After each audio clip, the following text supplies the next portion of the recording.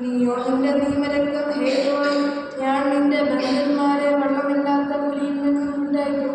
പ്രത്യാശയുള്ള ബന്ധന്മാരെ കോട്ടയിലേക്ക് മടങ്ങി വരുവേൻ, ഞാൻ നിനക്ക് ഇരട്ടിയായി പകരം നൽകും എന്ന് ഞാൻ ഇന്ന് തന്നെ പ്രസ്താവിക്കുന്നു.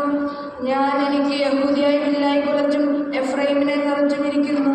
സിയോനെ, ഞാൻ നിന്റെ പുത്രന്മാരെ യമനദേശത്തെ നിന്റെ പുത്രന്മാരുടെ നേരെ ഉണർത്തി നിന്നെ ഒരു വീരന്റെ വാൾ പോലെയാക്കും.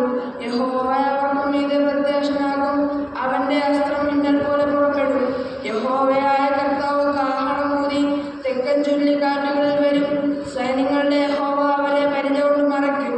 അവർ മാംസം തിന്നും, കവണക്കല്ല് ചവിട്ടിക്കളയും, രക്തം കുടിച്ച് വീഞ്ഞു കൊണ്ടെന്ന പോലെ ഘോഷിക്കുകയും യാഗകലശങ്ങൾ പോലെയും യാഗപീഠത്തിന്റെ കോണുകൾ പോലെയും നിറഞ്ഞിരിക്കുകയും ചെയ്യും. അന്നാളിൽ അവരുടെ ദൈവമായ യഹോവ അവരെ തന്റെ ജനമായ ആട്ടിൻകൂട്ടത്തെ പോലെ രക്ഷിക്കും. അവർ അവന്റെ ദേശത്ത് ഒരു കിരീടത്തിന്റെ രത്നം പോലെ പൊങ്ങി ശോഭിക്കും. അതിന്